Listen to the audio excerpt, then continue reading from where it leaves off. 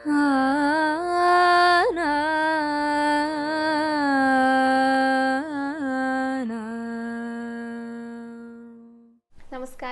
Guruvayur devotees ഓൺലൈനിലേക്ക് ഏവർക്കും സ്വാഗതം. സർവം കൃഷ്ണമയം. കൃഷ്ണായ വാസുദേവായ ദേവകീ നന്ദനായ ച നന്ദഗോപകുമാരായ ഗോവിന്ദായ നമോ നമഃ. ഇന്നത്തെ വീഡിയോയിൽ എൻ്റെ അടുത്തൊരു ഭക്ത പറയാനായിട്ട് പറഞ്ഞൊരു കാര്യമാണ് കേട്ടോ. ഇന്നലെ തൊഴുതിറങ്ങുന്ന സമയത്ത് അവരെ കണ്ടിരുന്നു. അപ്പോൾ അവർ പറഞ്ഞ കാര്യം, കുറേ വർഷങ്ങൾക്ക് ശേഷമാണ് ഭഗവാനെ കാണാനായിട്ട് വരുന്നത്. നമ്മുടെ ഗ്രൂപ്പിലെ മെമ്പറാണ്. അപ്പോൾ പ്രഭാത വിശേഷങ്ങൾ കേൾക്കാറുണ്ട്, വീഡിയോസ് എല്ലാം കാണാറുണ്ട്. അതുകൊണ്ട് ഗുരുവായൂരിൽ വന്ന ഒരു പ്രതീതി ഉണ്ടാകാറുണ്ട്. അങ്ങനെ ആറ്റുനോറ്റിട്ട് വന്നതായിരുന്നു ഇന്നലെ. അപ്പോൾ കുറേ കാര്യങ്ങൾ ഭഗവാന്റെ അടുത്ത് പറയണം എന്നൊക്കെ വിചാരിച്ച് വന്നു. ഭഗവാനെ കണ്ടപ്പോൾ മനസ്സാകെ ബ്ലാങ്ക് ആയിപ്പോയിരുന്നു. ഒന്നും പറയാൻ പറ്റിയില്ലാന്ന്. അങ്ങനെ വിഷമിച്ച് പുറത്തിറങ്ങിയപ്പോഴായിരുന്നു ഞങ്ങളെ കണ്ടത്. അപ്പോൾ എൻ്റെ അടുത്ത് ചോദിക്കാം, എന്താ ശിഖ ഭഗവാൻ അങ്ങനെ പറയാനായിട്ട് സമ്മതിക്കാതിരുന്നേ? ഇത് ഭഗവാന്റെ നിശ്ചയമായിരുന്നു അത് എന്നുള്ളത്. എന്നിട്ട് എൻ്റെ അടുത്ത് പറഞ്ഞൊരു കാര്യമാണ് കേട്ടോ, ഇതിനെപ്പറ്റി ഒരു വീഡിയോ ചെയ്യുന്നുള്ളത്. അതായത് നമ്മൾ എന്ത് കാര്യങ്ങൾ ഭഗവാന്റെ അടുത്ത് പറയുമ്പോഴും പ്രാർത്ഥിക്കുമ്പോഴും എന്തൊക്കെ കാര്യങ്ങളാണ് ശ്രദ്ധിക്കേണ്ടത്, എന്തൊക്കെ, അതായത് ആ ഭക്ത ഉദ്ദേശിച്ചത് ഇതാണ്, എന്തൊക്കെ കാര്യങ്ങൾ പ്രാർത്ഥിക്കാം, എന്തൊക്കെ കാര്യങ്ങൾ പ്രാർത്ഥിക്കാനായിട്ട് പാടില്ല എന്നുള്ളത്. അപ്പോൾ ഞാൻ ചെയ്യാമെന്നും പറഞ്ഞു. ശരിക്കും പറഞ്ഞു കഴിഞ്ഞാൽ എന്നെക്കൊണ്ട് ഇതൊക്കെ പറയാൻ പറ്റുമോ എന്ന് എനിക്കറിയില്ല കേട്ടോ. എൻ്റെ പരിമിതമായിട്ടുള്ള അറിവ് വെച്ചിട്ട് യഥാർത്ഥത്തിലെ ആചാര്യന്മാരൊക്കെ പറയേണ്ട വലിയ വലിയ കാര്യങ്ങളാണ് ഇതൊക്കെ. കാരണം ഞാനൊന്ന് പറഞ്ഞു കഴിഞ്ഞാൽ ഒരിക്കലും അതിൻ്റെ പൂർണ്ണതയിൽ എത്തിക്കാനായിട്ട് സാധിക്കില്ല. പ്രത്യേകിച്ച് ഭഗവാന്റെ കാര്യങ്ങൾ പറയുമ്പോൾ ഒരിക്കലും പൂർണ്ണത ഉണ്ടാകില്ല. ഭഗവാന്റെ കാര്യങ്ങൾ ഇങ്ങനെ നിറഞ്ഞിരിക്കുകയല്ലേ ചെയ്യും. നമ്മൾ എത്ര പറഞ്ഞാലും കഴിഞ്ഞു പോകില്ലല്ലോ. അപ്പോൾ എനിക്ക് എന്ത് സംശയം ഉണ്ടെങ്കിലും എൻ്റെ ഗുരുനാഥരുടെ അടുത്ത് ചോദിക്കും. അപ്പോൾ ഗുരുമുഖത്തു നിന്ന് ലഭിച്ചിട്ടുള്ള അറിവുകളും എല്ലാം കൂടെ ഉൾപ്പെടുത്തിയിട്ടാണ് ഇന്ന് പറയുന്നത് കേട്ടോ. കാരണം പലർക്കും ഉള്ള ഒരു സംശയമാണ്. പലരും ഭഗവാന്റെ അടുത്ത് പ്രാർത്ഥിച്ചു കഴിയുമ്പോൾ പ്രാർത്ഥിച്ചിട്ടാകും മനസ്സിൽ തോന്നുക, അയ്യോ ഭഗവാനെ, ഇങ്ങനെ ഞാൻ പ്രാർത്ഥിക്കാൻ പാടില്ലായിരുന്നോ, ഭഗവാൻ എന്തെങ്കിലും ബുദ്ധിമുട്ടുണ്ടാകുമോ, വിഷമമായിട്ടുണ്ടാകുമോ എന്നൊക്കെ പലരും പ്രാർത്ഥനകൾക്ക് ശേഷം ചിന്തിക്കാറുണ്ട്. അപ്പോൾ നമുക്ക് ഏറ്റവും ആദ്യം നമ്മൾ അറിയാമെന്ന് വിചാരിക്കാം, എന്തൊക്കെയാണ് പ്രാർത്ഥിക്കേണ്ടത്, എന്തൊക്കെ കാര്യങ്ങളാണ് ഭഗവാന്റെ മുന്നിൽ പ്രാർത്ഥനകളായിട്ട് നമ്മൾ സമർപ്പിക്കാൻ പാടില്ലാത്തത്. ഇതൊക്കെ നമ്മൾ മുൻകൂട്ടി അറിയുകയാണെങ്കിൽ നമുക്ക് അതിനനുസരിച്ച് ഭഗവാനോട് കാര്യങ്ങൾ പറയാലോ. അപ്പോൾ അതിനെക്കുറിച്ചാണ് ഇന്നത്തെ വീഡിയോയിൽ പ്രധാനമായിട്ടും പറയുന്നത് കേട്ടോ. എങ്ങനെയാണ് ഭഗവാന്റെ അടുത്ത് പ്രാർത്ഥിക്കേണ്ടത്, എങ്ങനെയാണ് ഭഗവാന്റെ അടുത്ത് പ്രാർത്ഥിക്കാനായിട്ട് പാടില്ലാത്തത്, അതിനെക്കുറിച്ചിട്ട്. അപ്പോൾ എന്തായാലും വീഡിയോ എല്ലാവരും മുഴുവനായിട്ട് കാണാൻ ശ്രമിക്കാം. നമുക്ക് വീഡിയോയുടെ പ്രധാന ഭാഗത്തേക്ക് കടക്കുന്നതിന് മുൻപായിട്ട് അലങ്കാരം പറഞ്ഞുകൊണ്ട് തുടങ്ങാം കേട്ടോ. ഭഗവാൻ ഇന്നലെ കുറുമ്പനായിട്ട് തന്നെയായിരുന്നു ചാർത്തിയിട്ടുണ്ടായിരുന്നത് കേട്ടോ. ദാമോദരനായിട്ട് ഉരലിൽ പിടിച്ചിട്ട് കെട്ടിയിട്ടിരിക്കുകയായിരുന്നു യശോദാമ. ഭഗവാന്റെ ഇടതുഭാഗത്തായിട്ട് ഉരല് ചാർത്തിയിട്ടുണ്ട്. ഏകദേശം ഭഗവാനോളം തന്നെ ഒരു 1/4 ഭാഗത്തോളം ഉയരത്തിലുള്ള വലിപ്പത്തിലുള്ള ഉരല് തന്നെയായിരുന്നു ഇന്നലെ ഉണ്ടായിരുന്നത് കേട്ടോ. കാരണം ചെറുതിലൊന്നും കെട്ടിയിട്ടിട്ട് ഒരു കാര്യമില്ല എന്നറിയാം യശോദാമയ്ക്ക്. വലുതിൽ തന്നെ കെട്ടിയിട്ടിട്ട് ഒരു കാര്യമില്ല ഭഗവാനെ. അപ്പോൾ നല്ല വലിപ്പത്തിലുള്ള ഒരു ഉരലിലാണ് ഭഗവാന്റെ ആ വയറിനോട് ചേർത്തിട്ട് കയർ ഉപയോഗിച്ചിട്ട് കെട്ടിയിട്ടുണ്ടായിരുന്നു കേട്ടോ. നല്ല മനോഹരമായിട്ടാണ് ചാർത്തിയിരിക്കുന്നത്. ഇന്നലെ ശ്രീലകത്തേക്ക് നോക്കുമ്പോൾ തന്നെ നല്ല തിളക്കം. കാരണം ആ ആഭരണങ്ങളൊക്കെ ഉണ്ടല്ലോ, നല്ല വലിപ്പത്തിലുള്ള നല്ല വീതിയിലുള്ള ആഭരണങ്ങളാണ്. അതുകൊണ്ട് തന്നെ നമുക്ക് നോക്കുമ്പോൾ നല്ല തിളക്കല്ലേ അനുഭവപ്പെടാം. മനോഹരമായിട്ട് ഭഗവാന്റെ ആ ഒരു കുറുമ്പിനെ ചാർത്തി വെച്ചിട്ടും കൂടി ഉണ്ട് കേട്ടോ. നമുക്ക് കാണുമ്പോഴും നല്ല സന്തോഷമാവും ഭഗവാന്റെ ദാമോദര ലീല. 3 തിരുമുടി മാലകളാണ് ഭഗവാനുള്ളത്. അതിൽ ആദ്യത്തേതും മൂന്നാമത്തേതും ഒരേപോലത്തെയാണ്. തെച്ചിയും തുളസിയും കൂടെ കോർത്തിട്ടുള്ളതാണ്. പിന്നെ നടുവിലുള്ള തിരുമുടിമാല വെളുത്ത താമരപ്പൂക്കൾ, താമരയുടെ ഇതിൽ കൊണ്ടാണ് കോർത്തിരിക്കുന്നത് കേട്ടോ.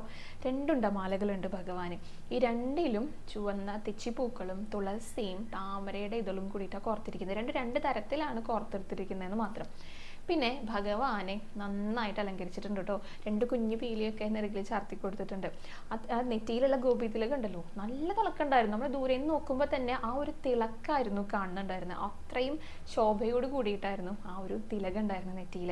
പിന്നെ കാതുപൂക്കളുണ്ട്, നിറയെ മാലകളൊക്കെ അണിഞ്ഞിട്ടുണ്ട് കേട്ടോ ഭഗവാൻ. ഇടത്തെ കൈ ഇങ്ങനെ അരയിൽ കുത്തിവെച്ചിരിക്കാം. അവിടെ തന്നെ ഓടക്കുഴലും ഇങ്ങനെ തിരികെ വെച്ചിട്ടുണ്ട്. വലത്തെ കൈയിലെ വെണ്ണുരുള പിടിച്ചിട്ടുണ്ട് കേട്ടോ. കാരണം ഭഗവാൻ അമ്മയുടെ മടിയിലിരുന്ന് അമ്മിഞ്ഞു കുടിക്കുന്ന സമയത്താണല്ലോ ഈ സംഭവങ്ങളിലൊക്കെ തുടക്കം. അതായത് ആ പാല് തിളച്ചു പോകുന്നത് കണ്ടപ്പോൾ യശോദാമ ഉണ്ണീനെ അവിടെ നിർത്തി. ഉണ്ണിക്ക് അത് ഒട്ടും പിടിച്ചില്ല. കയ്യിൽ കിട്ടിയ കടകോലും എടുത്തിട്ട് ആ ഒരു തൈരുകളും തകർത്ത് അവിടുന്ന് കിട്ടിയ വെണ്ണയും എടുത്തിട്ട് ഭഗവാൻ ഓടിയത്. അപ്പോൾ ആ വെണ്ണ കഴിച്ചിട്ടില്ല. ഓടി വന്നിട്ട് യശോദാമ കെട്ടിയിട്ടിട്ടേ ഉള്ളൂ. അപ്പോഴേക്കും ഫോട്ടോ എടുത്ത് വെച്ചതുപോലെ നമ്മുടെ അലങ്കാരം ചാർത്തിരിക്കുക. അതുകൊണ്ട് തന്നെ വെണ്ണയൊന്നും ഭഗവാൻ കഴിച്ചിട്ടില്ല കേട്ടോ. ആ വലത്തെ കയ്യിൽ വെണ്ണ പിടിച്ചു നിൽക്കുകയാണ് ഭഗവാൻ ഉണ്ടായിരുന്നത്. പിന്നെ കൈവളകളും തോൾവളകളൊക്കെ അണിഞ്ഞിട്ടുണ്ട്, അരയിലേക്ക് ഇങ്ങനെയൊക്കെ കെട്ടിയിട്ടുണ്ട്, പട്ടുകോണകമൊക്കെ ഉണ്ട്. പട്ടുകോണം കുറച്ച് വലുതായിട്ടൊക്കെ, കാരണം തടിച്ചുരുണ്ടിട്ടുള്ള ഒരു ഉണ്ണിയാണ്. നന്നായിട്ട് ഭക്ഷണമൊക്കെ കഴിച്ച് വെണ്ണയൊക്കെ കഴിച്ച് പാലൊക്കെ കുടിച്ചിട്ടുള്ള തടിച്ചുരുണ്ട ഉണ്ണി. അപ്പം വലിയ ഉണ്ണികളാകുമ്പോൾ പട്ടുകോണൊക്കെ കുറച്ച് വലിപ്പത്തിലല്ലേ ഉണ്ടാകുക, അപ്പോൾ കുറച്ച് അധികം ചുവന്ന നിറം കാണുന്നുണ്ടായിരുന്നു എന്നല്ലേ. പിന്നെ നല്ല തടിച്ചുരുണ്ടിട്ടുള്ള കാലുകളും ഒക്കെ ആയിട്ടാണ് കേട്ടോ ഭഗവാനെ ചാർത്തിയിരിക്കുന്നത്. കാൽത്തളകളും അണിഞ്ഞിട്ടുണ്ട്, അതും നല്ല വീതിയുള്ള പട്ടിൻ്റെ കാൽത്തളകൾ അണിഞ്ഞിരിക്കുന്നത്. അപ്പം എല്ലാം കൊണ്ടും സർവാഭരണ വിഭൂഷിതനായിട്ട് തിളങ്ങി വിളങ്ങി നിൽക്കുന്ന കുറുമ്പനായിട്ടുള്ള നമ്മുടെ എല്ലാവരുടെയും ഉണ്ണികൃഷ്ണനായിട്ടായിരുന്നു ചാർത്തിയിട്ടുണ്ടായിരുന്നത്, ദാമോദരനായിട്ട്. അപ്പോൾ എല്ലാവരും ഭഗവാന്റെ ഒരു രൂപമൊക്കെ നന്നായി ഒന്ന് മനസ്സിൽ കണ്ടോളൂ. കുറുമ്പ് കാണിച്ച് നിൽക്കുന്ന ഭഗവാന്റെ രൂപം, ആ മുഖത്ത് കുറുമ്പൻ എന്ന് നമുക്ക് വിളിക്കാൻ സാധിക്കുന്ന തരത്തിലുള്ള മുഖഭാവത്തോടു കൂടി നിൽക്കുന്ന കണ്ണൻ. അപ്പോൾ ആ ഒരു ഭാവം എല്ലാവരും മനസ്സിൽ കണ്ടുകൊണ്ട് നന്നായിട്ട് തൊഴുതു പ്രാർത്ഥിച്ചോളൂ കേട്ടോ. ഭഗവാന്റെ പാദങ്ങളിൽ, തൃപ്പാദങ്ങളിൽ എല്ലാവരും ഒന്ന് നമസ്കരിച്ചോളൂ. ഗുരുവായൂരപ്പാ ശരണം എന്നൊന്ന് കമൻറ്റ് ബോക്സിൽ രേഖപ്പെടുത്തിക്കോളൂ. അപ്പോൾ കുറുമ്പനായി നിൽക്കുന്ന, ദാമോദരനായി നിൽക്കുന്ന ഭഗവാന്റെ രൂപം തൊഴുത് നമസ്കരിച്ചിട്ട് നേരെ ഗണപതിനെ കാണാൻ പോകാം കേട്ടോ. കുറേ ദിവസമായില്ലേ ഗണപതിയുടെ അലങ്കാരമൊക്കെ പറഞ്ഞിട്ട്. ഗണപതി നല്ല സുന്ദരനായിട്ടാണ് ഇരിക്കുന്നത്, വളരെ ലളിതമായിട്ടുള്ള അലങ്കാരമാണ് കേട്ടോ. മഞ്ഞ നിറത്തിലായിരുന്നു ഉടയാട ഉണ്ടായിരുന്നത്, മഞ്ഞ പട്ടാണ്. അതിങ്ങനെ ഓരോ ഭാഗങ്ങളിൽ 2-3 ഭാഗങ്ങളിലായിട്ട് ലേസൊക്കെ പതിപ്പിച്ചിട്ടുണ്ട്, സ്വർണ്ണ നിറത്തിലുള്ളത്. അപ്പം നല്ല തിളക്കൊണ്ട് കാണാനായിട്ട്. പിന്നെ ഗണപതിക്ക് തുമ്പിയിലൊരു സ്വർണ്ണപ്പൊട്ട് വെച്ചിട്ടുണ്ട്, നെറ്റിയിലൊരു സ്വർണ്ണപ്പൊട്ട് വെച്ചിട്ടുണ്ട്, 2 കാതുകളിലും ഓരോ സ്വർണ്ണപ്പൊട്ടുകൾ വീതം വെച്ചിട്ടുണ്ട്. കഴുത്തിൽ സ്വർണ്ണ നിറത്തിലൊരു മാല ഇട്ടിട്ടുണ്ട്. പിന്നെ കിരീടം ചാർത്തിയിരിക്കുക, അത് ചന്ദനവും പിന്നെ വെളുത്ത നൂലും ചുവപ്പും ഒക്കെ കൂടിയിട്ടുള്ള ഒരു പ്രത്യേക ഡിസൈനൊക്കെ ചെയ്തിട്ടാണ് കിരീടം ചാർത്തിയിരിക്കുന്നത് കേട്ടോ. അങ്ങനെയാണ് ഗണപതി ഇരിക്കുന്നുണ്ടായിരുന്നത്. എല്ലാവരും ഗണപതിയുടെ രൂപവും നന്നായി മനസ്സിൽ ധ്യാനിച്ചുകൊണ്ട് തൊഴുതു പ്രാർത്ഥിച്ചോളൂ കേട്ടോ. ഗണപതിക്ക് മുന്നിലെ എല്ലാവരും ഒന്ന് ഏത്തമിട്ടോളൂ. ഇനി ഭഗവതിയമ്മേനെ കാണാൻ പോകാം. ഭഗവതി നല്ല സുന്ദരിയായിട്ടായിരിക്കുന്നത് കേട്ടോ. ഭഗവതിയുടെ മുഖത്തുള്ള ആ ഒരു പുഞ്ചിരി ഉണ്ടല്ലോ, അത് കണ്ടാൽ തന്നെ നമ്മുടെ എല്ലാ സങ്കടങ്ങളും മാറും, നമ്മുടെ എല്ലാ വിഷമങ്ങളും മാറും. അത്ര ഭംഗിയായിട്ടാണ് ഭഗവതി അമ്മ പുഞ്ചിരിച്ചുകൊണ്ടിരിക്കുന്നത്. നല്ല ഭംഗിയുള്ള മുഖച്ചാർത്ത് നന്നായിട്ട് ഭഗവതിനെ അലങ്കരിച്ചിട്ടുണ്ട്. ചുവന്ന നിറത്തിലാണ് കേട്ടോ, നല്ല തിളക്കത്തോട് കൂടിയിട്ടുള്ള പട്ടാണ് ഉടയാടയായിട്ടുണ്ടായിരുന്നത്. 2 മാലകളുണ്ട്. ഒരെണ്ണം ഈ ചുവടെയുള്ള മാല ഒരു നാഗപടം, അത് നല്ല ഭംഗി, നല്ല വീതിയുള്ള ഒരു നാഗപടമായിരുന്നു. പിന്നെ നല്ല വലിയ സ്വർണ്ണ പൊട്ടുകൾ കൊണ്ട് ഇങ്ങനെ ചേർത്ത് വെച്ചിട്ടൊരു മാലയുണ്ട്, അത് കാതിൽ നിന്ന് തുടങ്ങിയിട്ട് പിന്നെ കഴുത്തിലൂടെ വന്നിരിക്കുക. അപ്പോൾ അത് നല്ല വലുപ്പത്തിലുള്ളതാണ്. അപ്പോൾ ഈ 2 മാലകളും നല്ല വലുപ്പമാണ്, നല്ല തിളക്കമാണ്, നല്ല ഭംഗിയാണ്. അപ്പോൾ ഭഗവതി അമ്മയുടെ മുഖത്തിനും ഒരു പ്രത്യേക തിളക്കം ഈ മാലകൾ നൽകുന്നുണ്ടായിരുന്നു കേട്ടോ, പ്രത്യേകിച്ച് ആ സ്വർണ്ണപ്പൊട്ടുകൾ. പിന്നെ മുഖച്ചാർത്ത് നേരത്തെ പറഞ്ഞതുപോലെ തന്നെ അത്രയും ഭംഗിയായിട്ട് മുഖച്ചാർത്ത്, മനോഹരമായിട്ടുള്ള പുഞ്ചിരി. പിന്നെ നെറ്റിയിലൊരു പൊട്ട് വെച്ചിട്ടുണ്ട്. ഭഗവതി അമ്മയുടെ ഒരു സ്വർണ്ണ നിറത്തിലൊരു കിരീടമുണ്ട് ഭഗവതിക്ക്, അതാണ് ശിരസിൽ അണിഞ്ഞിരിക്കുന്നത്. അങ്ങനെ വലിയ ഒരുപാട് അലങ്കാരങ്ങളൊന്നും ചെയ്തിട്ടില്ലെങ്കിലും ആ ചെയ്തിരിക്കുന്നത് അത്ര ഭംഗിയായിട്ടുള്ളതാണ്. നല്ല തിളക്കത്തിലുള്ള അലങ്കാരത്തോട് കൂടിയിട്ടായിരുന്നു ഭഗവതി ഇരിക്കുന്നുണ്ടായിരുന്നത്. എല്ലാവരും ഭഗവതിയുടെ രൂപമൊക്കെ നന്നായി മനസ്സിൽ കണ്ടുകൊണ്ട് തൊഴുതു പ്രാർത്ഥിച്ചോളൂ കേട്ടോ. പ്രത്യേകിച്ച് ഇന്ന് ചൊവ്വാഴ്ചയും കൂടിയാണ്. നന്നായി ഭഗവതിയെ മനസ്സിരുത്തിക്കൊണ്ട് പ്രാർത്ഥിച്ചോളൂ. ഭഗവതിയുടെ പാദങ്ങളിൽ എല്ലാവരും ഒന്ന് നമസ്കരിച്ചോളൂ. ഇനി നമുക്ക് അയ്യപ്പനെ കാണാനായിട്ട് പോകാം. അയ്യപ്പൻ നല്ല സുന്ദരനായിട്ടാണ് കേട്ടോ ഒരുങ്ങിയിരിക്കുന്നത്. ഓടക്കുഴലൊക്കെ ഞാൻ അടുത്ത് ചാരി വെച്ചിട്ടുണ്ട്. അപ്പോൾ ഓടക്കുഴലിനോടൊരു ഇഷ്ടമൊക്കെ ഉണ്ട്, അപ്പോൾ ഓടക്കുഴൽ അടുത്ത് വെച്ചിട്ടുണ്ട്. പിന്നെ വരദാന മുദ്രയായിട്ടാണ് അയ്യപ്പൻ ഇരിക്കുന്നത്. കസവിൻ്റെയാണ് ഒരു ഉടയാട ഉണ്ടായിരുന്നത്, അരയിൽ ചുവന്ന പട്ട് ചുറ്റിയിട്ടുണ്ട്. പിന്നെ ഒരു കറുപ്പ് നിറത്തിൽ, കറുപ്പായിട്ടാണ് കാണുന്നത്, അത് യഥാർത്ഥത്തിൽ കറുപ്പ് തന്നെയാണെന്ന് ഞാൻ വിശ്വസിക്കുന്നുണ്ട്. കാരണം ആ ഒരു ദീപത്തിൻ്റെ ആ ഒരു വെളിച്ചത്തിലൊക്കെ ആയിട്ട് കറുപ്പായിട്ടാണ് കാണുന്നത്. സ്വർണ്ണത്തിൻ്റെ പ്രിന്റുകളോട് കൂടിയിട്ടുള്ള വേറെ ഒരു പട്ടുകൊണ്ട് അരയിൽ ചുറ്റിയിട്ടുണ്ട്. പിന്നെ കഴുത്തിൽ ഒരു മാങ്ങാമാല അണിഞ്ഞിട്ടുണ്ട്. അത് കൂടാതെ ചുവന്ന പട്ടുകൊണ്ടും വെളുത്ത നൂലുകൊണ്ടും പിന്നെയും മാലകളുണ്ട്. ഇതൊന്നും പോരാഞ്ഞിട്ട് ഈ കല്ലുകളൊക്കെ പതിപ്പിച്ചിട്ടുള്ള ഒരു പ്രത്യേക അലങ്കാരം അയ്യപ്പൻ്റെ ദേഹത്തിന് ചുറ്റുമായിട്ടും കൂടെ ഉണ്ട് കേട്ടോ. ഈ ഭാഗത്തായിട്ട് തോൾവളകളൊക്കെ അണിയൂലോ, അത് ചുവന്ന പട്ടും വെളുത്ത നൂലുകൊണ്ടൊക്കെ 2 കൈകളിലും അണിഞ്ഞിരിക്കുന്നത്. പിന്നെ മനോഹരമായിട്ട് ചിരിച്ചുകൊണ്ടാണ് അയ്യപ്പൻ ഇരിക്കുന്നുണ്ടായിരുന്നത്. കാതുകളിലെ കമ്മലുകൾക്ക് പകരമായിട്ട് ഈ പച്ചയും നീലയും ഒക്കെ വലിയ കല്ലുകൾക്ക് ചുറ്റും ഈ ചുവന്ന കല്ലുകൾ പതിപ്പിച്ചിട്ടുള്ള കമ്മലുകളായിരുന്നു ചാർത്തിയിട്ടുണ്ടായിരുന്നത്. നെറ്റിയിലെ യു ഷേപ്പിലാണ് കുറി വരച്ചിരിക്കുന്നത് കേട്ടോ. അത് ചുവപ്പും വെളുപ്പും കൂടിയിട്ട് യു ഷേപ്പിൽ വരച്ചിട്ട് അതിന് മുകളിൽ ഒരു കുഞ്ഞു തിലകം, സ്വർണ്ണ നിറത്തിൽ തിലകം ചാർത്തിയിട്ടുണ്ട്. കിരീടത്തിന് പകരമായിട്ട് ഒരു ചന്ദ്രകലയാണ് ശിരസിൽ അണിഞ്ഞിരിക്കുന്നത് കേട്ടോ. അപ്പം അങ്ങനെ സുന്ദരനായിട്ട് അണിഞ്ഞൊരുങ്ങിയിരിക്കുന്ന അയ്യപ്പനായിരുന്നു നമ്മളെ എല്ലാവരെയും അനുഗ്രഹിക്കാനായിട്ട്. അപ്പം എല്ലാവരും അയ്യപ്പൻ്റെ രൂപമൊക്കെ നന്നായി മനസ്സിൽ കണ്ടുകൊണ്ട് തൊഴുതു പ്രാർത്ഥിച്ചോളൂ കേട്ടോ. അയ്യപ്പന് മുന്നിലും എല്ലാവരും ഒന്ന് നമസ്കരിച്ചോളൂ. അപ്പോൾ ഇനി നമുക്ക് എപ്രകാരമാണ് പ്രാർത്ഥിക്കേണ്ടത്, എപ്രകാരമാണ് പ്രാർത്ഥിക്കാനായിട്ട് പാടില്ലാത്തത്, അതിനെക്കുറിച്ച് പറയാം കേട്ടോ. അപ്പോൾ പാടില്ലാത്തത് ആദ്യം തന്നെ പറഞ്ഞുകൊണ്ട് തുടങ്ങാം. ഒരിക്കലും സ്വാർത്ഥ താല്പര്യത്തോട് കൂടിയിട്ട് ഭഗവാന്റെ മുന്നിൽ പ്രാർത്ഥിക്കാനായിട്ട് പാടില്ല. മറ്റുള്ളവരെ ദ്രോഹിക്കുന്ന തരത്തിലും പ്രാർത്ഥിക്കാനായിട്ട് പാടില്ല. ഇത് മറ്റൊരാൾക്ക് ദ്രോഹം വരുന്ന രീതിയിൽ നമ്മൾ ഒരിക്കലും പ്രാർത്ഥിക്കരുത്. ഇതൊക്കെ എല്ലാവർക്കും അറിയുന്ന കാര്യങ്ങളാണ്. പക്ഷെ നമ്മളെപ്പോഴും ചിന്തിക്കണം, എന്തൊക്കെ കാര്യങ്ങൾ അല്ലെങ്കിൽ ആഗ്രഹങ്ങൾ നമുക്കുണ്ടെങ്കിലും എനിക്ക് വേണം, എനിക്ക് വേണം, എനിക്ക് വേണം, മറ്റുള്ളവർക്ക് പാടില്ല. അങ്ങനെ ഒരിക്കലും ചിന്തിക്കാനായിട്ട് പാടില്ല എന്നാണ് പറയുക. ഇപ്പോൾ എനിക്ക് കുറച്ച് അനുഗ്രഹം വേണം ഭഗവാനെ, മറ്റുള്ളവർക്ക് വേണ്ട കേട്ടോ, അല്ലെങ്കിൽ മറ്റുള്ളവർക്ക് കുറച്ച് കൊടുത്താൽ മതി, എനിക്ക് കൂടുതൽ അനുഗ്രഹം വേണം, അങ്ങനെയും പ്രാർത്ഥിക്കാനായിട്ട് പാടില്ല. ഇതിനെയാണ് സ്വാർത്ഥ താല്പര്യം എന്ന് പറയുക. അഹങ്കാരമുള്ളവർക്കാണ് അങ്ങനെയൊക്കെ തോന്നിപ്പിക്കൂ എന്നാണ് പറയുക. അതായത് നമുക്ക് വേണ്ടി മാത്രം പ്രാർത്ഥിക്കരുത്, ഒപ്പം തന്നെ മറ്റുള്ളവർക്ക് ദോഷകരമാകുന്ന രീതിയിലും പ്രാർത്ഥിക്കാനായിട്ട് പാടില്ല. അപ്പോൾ ഈ പ്രാർത്ഥനകൾ പറയുന്ന സമയത്ത് 4 തരത്തിലുള്ള ഭക്തരെ കുറിച്ച് പറയാറുണ്ട്. ഒന്ന് താമസ ഗുണമുള്ള ഭക്തര്, ഒന്ന് രാജസ ഭക്തര്, പിന്നൊന്ന് സാത്വികരായിട്ടുള്ള ഭക്തര്, പിന്നൊന്ന് നിർഗുണ ഭക്തര്. അപ്പോൾ ഈ 4 തരത്തിലുള്ള ഭക്തരെ കുറിച്ച് നമുക്ക് ഏറ്റവും ആദ്യം പറഞ്ഞു കഴിഞ്ഞാൽ ഇതിൻ്റെ യഥാർത്ഥ കാര്യങ്ങളൊക്കെ കൃത്യമായിട്ട് മനസ്സിലാക്കാൻ സാധിക്കും. അപ്പോൾ താമസ ഭക്തർ എന്ന് പറഞ്ഞു കഴിഞ്ഞാൽ അവരെങ്ങനെയാണ് പ്രാർത്ഥിക്കാന്നറിയോ? അവരുടെ കാര്യങ്ങളൊക്കെ നടക്കാൻ വേണം, മറ്റുള്ളവർക്ക് ഒന്നും നടക്കാനായിട്ട് പാടില്ല. എനിക്കൊരു വീട് വെക്കണം, ബാക്കിയുള്ള ആർക്കും വീട് വേണ്ട, എനിക്ക് മാത്രമേ വീട് വെക്കണ്ടൂ, അല്ലെങ്കിൽ എനിക്ക് മാത്രമേ ഈ സൗകര്യങ്ങൾ വേണ്ടൂ എന്ന് പ്രാർത്ഥിക്കുന്നവരുണ്ടല്ലോ, അവരാണ് താമസ ഭക്തർ എന്ന് പറയുക. അങ്ങനെ ഒരിക്കലും ആകരുത് എന്നാണ് പറയാറുള്ളത്. പിന്നെയാണ് രാജസ ഭക്തര്. അവരുടെ പ്രത്യേകത എന്താണെന്ന് വെച്ച് കഴിഞ്ഞാൽ എൻ്റെ കാര്യങ്ങളൊക്കെ നടക്കണം, ബാക്കിയുള്ളവരുടെ കാര്യങ്ങൾ നടന്നാൽ എന്ത്, നടന്നില്ലെങ്കിൽ എന്ത്, അതിനെക്കുറിച്ച് അവർക്ക് യാതൊരു വിധത്തിലുള്ള ചിന്തയുണ്ടായിരിക്കില്ല. ഇപ്പം എനിക്കൊരു വീട് വെക്കണം, അപ്പം ഞാൻ വീട് വെച്ചു, എൻ്റെ തൊട്ടടുത്തിരിക്കുന്നവർക്ക് വീടില്ല, പക്ഷെ അവർ വെക്കണം വെക്കാതിരിക്കുകയോ അതൊക്കെ അവരുടെ ഇഷ്ടമാണ്.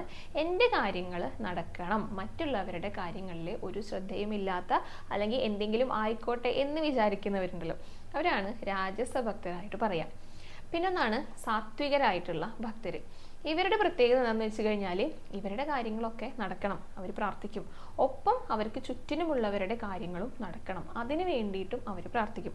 അപ്പം ഞാൻ വീടില്ല, എനിക്കൊരു വീട് വേണം എന്ന് ഞാൻ പ്രാർത്ഥിക്കുകയാണ്, അപ്പോൾ എൻ്റെ അയൽവാസിക്കും വീടില്ല, അവർക്കും വീടുണ്ടാകണം എന്നും കൂടെ പ്രാർത്ഥിക്കുക. അതായത് മറ്റുള്ളവരുടെ വിഷമം കൂടെ മനസ്സിലാക്കിക്കൊണ്ട് അവർക്കും നല്ലത് വരണം എന്നുള്ള രീതിയിൽ പ്രാർത്ഥിക്കുന്നവരുണ്ടല്ലോ, അവരെയാണ് സാത്വികരായിട്ടുള്ള ഭക്തരെന്ന് പറയാം.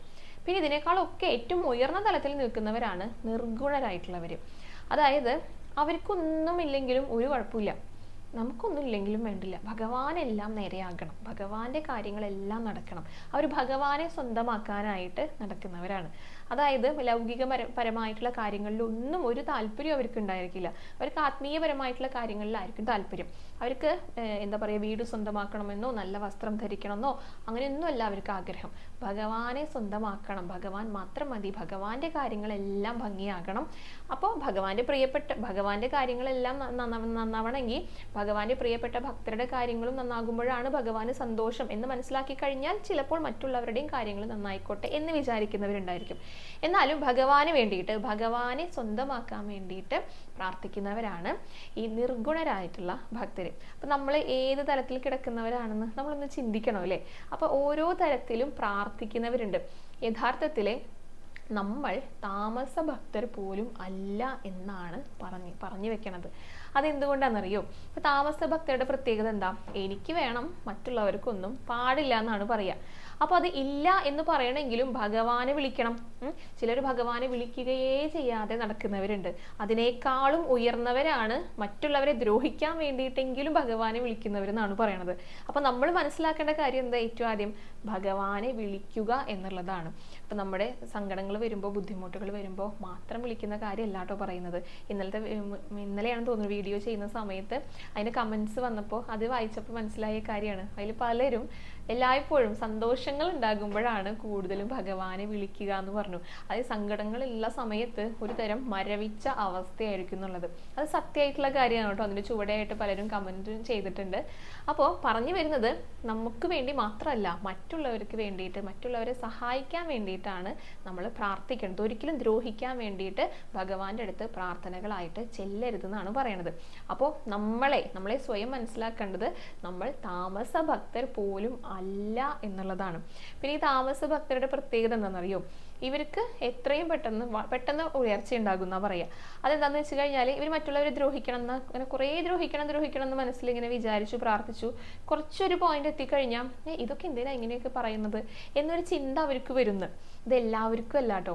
അങ്ങനെ ഒരു ചിന്ത വന്നു കഴിഞ്ഞാൽ പിന്നെ അവരത് വിട്ടു. പിന്നെ ഒരിക്കലും ആ പുറകിലോട്ട് അവർ തിരിച്ചു പോകില്ല. അങ്ങനെയുള്ളവർക്ക് പെട്ടെന്ന് ഉയർച്ച ഉണ്ടാകുന്നതാണ് പറയാ. പക്ഷെ രാജസ ഭക്തരുണ്ടല്ലോ, അവരുടെ ഉയർച്ച പതുക്കെയായിരിക്കും എന്നുള്ളത്. കാരണം അവർക്കാണ് അഹങ്കാരം ഉണ്ടായിരിക്കുക. അവർക്ക് അവനവന്റെ കാര്യം മാത്രമേ നടക്കുള്ളൂ. മറ്റുള്ളവർ എന്തായാലും അവർക്ക് കുഴപ്പമില്ല. അത് അഹങ്കാരം കൊണ്ട് വരുന്ന കാര്യമല്ലേ. അതുകൊണ്ട് അവരുടെ ഉയർച്ച കുറച്ച് പതുക്കെയാണെന്നാണ് പറയുക. അപ്പൊ താമസ ഭക്തരാകണം എന്നല്ല കേട്ടോ പറയണത്. താമസ ഭക്തരായാലും അവരെ പെട്ടെന്ന് ഭഗവാൻ ഉയർത്തും. ഇങ്ങനെയുള്ള നല്ല അനുഭവങ്ങളൊക്കെ കൊടുത്തിട്ട് അവർക്ക് പെട്ടെന്ന് ചെറിയൊരു അടിയൊക്കെ കൊടുത്തിട്ട് അവരെ ഉയർത്തുന്നാണ് പറയണത്. അപ്പോൾ ഓരോ തരത്തിലുള്ള ഭക്തരെ കുറിച്ച് നമ്മൾ പറഞ്ഞു. ഇനി എങ്ങനെയാണ് പ്രാർത്ഥിക്കേണ്ടത് എന്നും കൂടെ പറയാം. നമ്മളെപ്പോഴും പ്രാർത്ഥിക്കുന്ന സമയത്ത് മറ്റുള്ളവർക്കും വേണ്ടി പ്രാർത്ഥിക്കണം. പട്ടേരിപ്പാട് പറയുന്നത് പോലെ വിശ്വപീഡാപഹത്യ എന്നാ പറയുന്നത്. അദ്ദേഹം 2ാമത്തെ ശ്ലോകത്തിൽ അത് പറയുന്നുണ്ട്. ഈ വിശ്വത്തിന്റെ എല്ലാ പീഡകളെയും, അതായത് എല്ലാ തരത്തിലുള്ള ദുഃഖങ്ങളെയും ഇല്ലാതാക്കണം. അപഹത്യ എന്നാണ് പറയണത്. ഇല്ലാതാക്കണം, അത് വേരോടുകൂടി തന്നെ, അതിന്റെ കടയോടുകൂടി തന്നെ പിഴുത് എറിയണേ ഭഗവാനെ എന്നാണ് പ്രാർത്ഥിക്കുന്നത്. അസ്മിൻ പരാത്മൻ എന്നുള്ള ശ്ലോകത്തിലെ അവസാനം എന്താ പറയുന്നത്? അനന്തഭൂമാ മമരോഗരാശിയും. ഈ അനന്തമായി കിടക്കുന്ന ഭൂമിയിലുള്ള എല്ലാ തരത്തിലുള്ള രോഗങ്ങളും അസുഖങ്ങളും എല്ലാവരുടെയും മാറ്റി കൊടുക്കണേ എന്നാണ് അദ്ദേഹം പ്രാർത്ഥിക്കുന്നത്. അത്തരത്തിൽ വേണം നമ്മളും പ്രാർത്ഥിക്കാനായിട്ട്. നമുക്കിപ്പോൾ ഒരു വിഷമം ഉണ്ടായെന്ന് വിചാരിക്കുക. അപ്പോൾ അതേപോലുള്ള വിഷമങ്ങൾ അനുഭവിക്കുന്ന എത്രയോ പേരുണ്ടായിരിക്കും. അപ്പോൾ നമ്മൾ പ്രാർത്ഥിക്കുമ്പോൾ അവർക്കും കൂടെ വേണം പ്രാർത്ഥിക്കാനായിട്ട്. ഇപ്പം നമ്മുടെ കുഞ്ഞുങ്ങൾക്ക് എന്തെങ്കിലും പുസ്തകം വാങ്ങിച്ചു കൊടുക്കാനായിട്ട് പണമില്ല എന്ന് വിചാരിക്കുക. അതേ അവസ്ഥ അനുഭവിക്കുന്ന പിന്നെയും ആളുകൾ ഉണ്ടായിരിക്കും. അപ്പൊ അവർക്കും വേണ്ടി പ്രാർത്ഥിക്കുക. നമുക്ക് അതിനുള്ള ധനം നമ്മുടെ കയ്യിൽ എത്തിക്കഴിഞ്ഞാൽ അതില്ലാത്തവർക്കും കൂടെ നമ്മൾ സഹായിക്കുക. അത്രയും വിശാല മനസ്കരാവണം എന്നാണ് പറയണത്. അപ്പൊ വിശാല മനസ്കത എന്ന് പറഞ്ഞു കഴിഞ്ഞാൽ നമ്മളെ പറ്റി ചിന്തിക്കുന്നതോടൊപ്പം തന്നെ മറ്റുള്ളവരെ കുറിച്ചും നമുക്ക് ചിന്തിക്കാനായിട്ട് സാധിക്കണം. അത്രയും വലിപ്പമുള്ള വിശാലമുള്ള മനസ്സാകണം നമ്മുടെ. പിന്നെ മനസ്സിൽ ഒരു തരത്തിലുള്ള കറയും ഉണ്ടാകാൻ പാടില്ല. മനസ്സിൽ കറ വെച്ച് കഴിഞ്ഞിട്ട് പ്രാർത്ഥിച്ചു കഴിഞ്ഞാൽ എന്താ ഫലം? ഒന്ന് ആലോചിച്ച് നോക്കുക. നല്ല വൃത്തിയുള്ള പാത്രത്തിലാണെങ്കിൽ വൃത്തിയുള്ള മനസ്സ്, അതായത് വൃത്തിയുള്ള പാത്രത്തിനെ ഉപമിക്കുന്നത് നമ്മുടെ മനസ്സിനോടാണ് കേട്ടോ. അപ്പൊ അത്തരത്തിലുള്ള മനസ്സാണെങ്കിൽ ഭഗവാൻ അതിലെയാണ് ഭിക്ഷ നൽകുക. ഇപ്പൊ അത് വലിയ പാത്രമാണ് വൃത്തിയുള്ളതെങ്കിൽ വലിയ രീതിയിലല്ലേ ഭഗവാന്റെ അനുഗ്രഹങ്ങൾ കിട്ടുക. അതാണ് വൃത്തിയുള്ള ശുദ്ധമായ മനസ്സായിരിക്കണം, വിശാലമായിട്ടുള്ള മനസ്സായിരിക്കണം. നമ്മൾ പ്രാർത്ഥിക്കുന്ന സമയത്ത് അതേ വിഷമം അനുഭവിക്കുന്ന എല്ലാവർക്കും കൂടെ നമുക്ക് പ്രാർത്ഥിക്കാനായിട്ട് സാധിക്കണം. ഈ ഭൂമിയിലുള്ള എല്ലാവർക്കും കൂടെ ലോകാ സമസ്ത സുഖിനോ ഭവന്തു, അതാണ് സങ്കല്പം. അത്തരത്തിലെ നമ്മൾ പ്രാർത്ഥിക്കണം എന്നാണ് പട്ടേരിപ്പാട് പോലും പറഞ്ഞു വെക്കുന്നത്. അപ്പൊ ഇതൊക്കെ നമുക്ക് മാതൃകയാക്കാവുന്ന, അല്ലെങ്കിൽ ഇതനുസരിച്ച് നമുക്ക് പ്രവർത്തിക്കാൻ പറ്റുന്ന കാര്യങ്ങളാണ്. അപ്പൊ ഏറ്റവും നമ്മൾ ചിന്തിക്കേണ്ട വളരെ സിമ്പിൾ ആയിട്ടുള്ള 2 കാര്യങ്ങൾ എന്ന് പറയുന്നത്, പ്രാർത്ഥിക്കുന്ന സമയത്ത് ഒരാൾക്കും ദോഷം വരുത്താതെ പ്രാർത്ഥിക്കാനായിട്ട് ശ്രദ്ധിക്കുക. ഒപ്പം തന്നെ ഈ ഭൂമിയിലുള്ള എല്ലാവർക്കും, സകല ചരാചരങ്ങൾക്കും നല്ലത് വരാനായിട്ട്, അവരെല്ലാവരെയും അനുഗ്രഹിക്കാനായിട്ടും കൂടെ വേണം പ്രാർത്ഥിക്കാനായിട്ട്. അപ്പോൾ ഇത്രയൊക്കെയാണ് എപ്രകാരമാണ് പ്രാർത്ഥിക്കേണ്ടതെന്നും എപ്രകാരമാണ് പ്രാർത്ഥിക്കാനായിട്ട് പാടില്ലാത്തതെന്നും അതിനെക്കുറിച്ചിട്ടും പറയാനായിട്ടുള്ളത് കേട്ടോ. പിന്നെ മറ്റൊരു കാര്യം എല്ലാവരെയും അറിയിക്കാനായിട്ടുള്ളത്, നമ്മൾ എല്ലാ വർഷവും ഭഗവാന് തിരുവോണത്തിൻ്റെ അന്ന് ഓണക്കോടിയും ഉത്രാടത്തിന് ഉത്രാട കാഴ്ചക്കൊലയും സമർപ്പിക്കാറുണ്ട് ഗുരുവായൂർ ഡിവോട്ടീസ് ഓൺലൈൻ ഫാമിലിയുടെ വകയായിട്ട്. ഇപ്രാവശ്യവും ഭഗവാന്റെ അനുഗ്രഹം കൊണ്ട് അത് നടത്താം എന്ന് ആഗ്രഹിക്കുന്നുണ്ട് കേട്ടോ. നമ്മുടെ ഗ്രൂപ്പിലുള്ളവരൊക്കെ അറിഞ്ഞിട്ടുണ്ടായിരിക്കും, വിഷ്ണു അതിനെക്കുറിച്ചൊരു വോയിസ് നോട്ടൊക്കെ അയച്ചിട്ടുണ്ടായിരുന്നു. അപ്പോൾ താല്പര്യമുള്ളവർ ഭഗവാന് ഓണക്കോടിയും ഉത്രാടക്കൊലയും സമർപ്പിക്കണം എന്ന് ആഗ്രഹിക്കുന്നവർക്ക് വിഷ്ണുവിനെ കോൺടാക്ട് ചെയ്യാം കേട്ടോ. വാട്സപ്പിൽ മെസ്സേജ് അയച്ചിട്ട് ചോദിച്ചാൽ മതി. വിളിച്ച് ചിലപ്പോൾ എടുക്കാനായിട്ട് സാധിച്ചു എന്ന് വരില്ല. മെസ്സേജ് കണ്ടു കഴിഞ്ഞാൽ വിഷ്ണു റിപ്ലൈ തരുന്നതായിരിക്കും. അപ്പോൾ ആഗ്രഹിക്കുന്നവർക്ക് ഭഗവാന് ഓണക്കോടിയും ഉത്രാട കാഴ്ചക്കൊലയും സമർപ്പിക്കാം കേട്ടോ. പിന്നെ മറ്റൊരു കാര്യം പറയാനായിട്ടുള്ളത്, ഇന്നലെ ശ്രീരാമജയത്തെക്കുറിച്ചിട്ട് വീഡിയോയിൽ പറഞ്ഞിട്ടുണ്ടായിരുന്നു. അതിന് താഴെ വന്നിട്ടുള്ള കമൻസുകൾ കണ്ടപ്പോൾ നല്ല സന്തോഷം തോന്നി കേട്ടോ. കാരണം ശ്രീരാമജയം എഴുതാനായിട്ട് ആഗ്രഹിക്കുന്ന നിരവധി പേര് ആ കമൻറ്റ് ബോക്സിൽ ഉണ്ടായിരുന്നു. ചിലരൊക്കെ തുടങ്ങിയിട്ടുണ്ടായിരുന്നു എന്ന് പറഞ്ഞു. ചിലർ എങ്ങനെ തുടങ്ങണമെന്ന് ആഗ്രഹിച്ചിരിക്കുകയായിരുന്നു, അല്ലെങ്കിൽ അത് ആലോചിച്ചിരിക്കുകയായിരുന്നു. ചിലർക്ക് എങ്ങനെയാണ് ചെയ്യേണ്ടതെന്ന് അറിയില്ല. അതൊക്കെ കണ്ടപ്പോൾ എല്ലാവരും ചെയ്യാനായിട്ട്, അല്ലെങ്കിൽ ശ്രീരാമജയം എഴുതാനായിട്ട്, ഭഗവാന്റെ നാമങ്ങൾ എഴുതാനായിട്ട് ആഗ്രഹിക്കുന്നവരാണെന്ന് മനസ്സിലായി. പ്രത്യേകിച്ച് അതിൻ്റെ ഗുണങ്ങളൊക്കെ കേട്ട് കഴിഞ്ഞാൽ നമുക്ക് എഴുതാനല്ലേ തോന്നുള്ളൂ. നമ്മൾ നാരായണീയം പകർത്തി എഴുതി സമർപ്പിച്ചപ്പോൾ എത്രയോ പേർക്ക് നല്ല നല്ല അനുഭവങ്ങൾ ഭഗവാൻ കൊടുത്തു. എത്രയോ പേരുടെ സങ്കടങ്ങൾ ഭഗവാൻ മാറ്റിക്കൊടുത്തിട്ടുണ്ട്. അത് കേട്ട് കഴിഞ്ഞപ്പോൾ ഒരുപാട് പേരുടെ അനുഭവങ്ങളൊക്കെ കേട്ടുട്ടോ, ശരിക്കും മനസ്സ് നിറഞ്ഞു. അപ്പോൾ അത് ചെയ്തിട്ടുള്ളവർ, നാരായണീയം പകർത്തി എഴുതിയവർ തീർച്ചയായിട്ടും ശ്രീരാമജയവും എഴുതാനായിട്ട് തയ്യാറാകുമെന്നാണ് എനിക്ക് തോന്നുന്നത്. ഇതെല്ലാം ഭഗവാന്റെ തീരുമാനങ്ങളാണ് കേട്ടോ. ഒരിക്കൽ ഭഗവാനോട് അങ്ങോട്ട് ചേർന്ന് കഴിഞ്ഞാൽ പിന്നെ ഭഗവാൻ തന്നെ മുറുകെ പിടിച്ചോളും. അവിടെ നിന്ന് വിട്ടു പോകാത്ത രീതിയിൽ ഭഗവാൻ ചേർത്ത് പിടിക്കും. അപ്പോൾ അതിന് നമുക്ക് കാണിച്ചു തരുന്ന ഓരോരോ നിമിത്തങ്ങളാണ് ഇന്നലെ ആ വീഡിയോ ചെയ്യാനായിട്ട് തോന്നിപ്പിച്ചതും ഭക്തർക്ക് എല്ലാവർക്കും അതിൽ താല്പര്യമുണ്ട് എന്ന് മനസ്സിലാക്കി തന്നതും. അപ്പോൾ ഭഗവാന്റെ തീരുമാനങ്ങളാണ് എന്ന് നമ്മൾ മനസ്സിലാക്കിക്കൊണ്ട് ഭഗവാനെ സേവിക്കാനുള്ള ഒരു അവസരവും നമ്മൾ പാഴാക്കാനായിട്ട് പാടില്ല എന്ന് മനസ്സുറപ്പിച്ചുകൊണ്ട് ശ്രീരാമജയം സാധിക്കുന്ന എല്ലാവരും ഈ ഒരു കർക്കിടക മാസത്തിൽ എഴുതിക്കോളൂ കേട്ടോ. എന്നിട്ട് ഭഗവാന് കൊണ്ടുവന്ന് സമർപ്പിച്ചോളും. മാലയായിട്ട് കെട്ടാനായിട്ട് ആഗ്രഹിക്കുന്നവർ അങ്ങനെയും കൊണ്ടുവന്ന് സമർപ്പിച്ചോളും. പിന്നെ ഇതിനിടയ്ക്ക് ഒരു ഭക്ത ചോദിച്ചിട്ടുണ്ട്, സൂചിയിൽ ഈ മാല കോർക്കാവൂ എന്നുള്ളത്. അതൊക്കെ ഓരോരുത്തരുടെ ഇഷ്ടമാണ് കേട്ടോ. സൂചിയിൽ കോർക്കുക, നൂലുകൊണ്ട് കെട്ടി കോർക്കുക എന്നുള്ളത്. സൂചിയിൽ കോർക്കുമ്പോൾ നന്നായി ഇങ്ങനെ അതിനെ അടുപ്പിച്ച് വെക്കാനായിട്ട് സാധിക്കും. അപ്പോൾ ഒരു പ്രത്യേക ഭംഗിയൊക്കെ ഉണ്ടായിരിക്കും. കെട്ടുന്നതും വ്യത്യാസം ഉണ്ടല്ലോ. അതൊക്കെ ഓരോരുത്തരുടെ ഇഷ്ടമാണ്. നമ്മളത് ചെയ്യുക എന്നുള്ളതാണ് പ്രധാനം. അപ്പോൾ ശ്രീരാമജയം എഴുതിക്കോളൂ. ഇന്നത്തെ വീഡിയോ ഇവിടെ അവസാനിക്കുകയാണ്. കൂടുതൽ വിശേഷങ്ങളും അലങ്കാരങ്ങളൊക്കെ ആയിട്ട് നാളത്തെ വീഡിയോയിൽ കാണാം. ഹരേ കൃഷ്ണ, ഹരേ ഗുരുവായൂരപ്പ.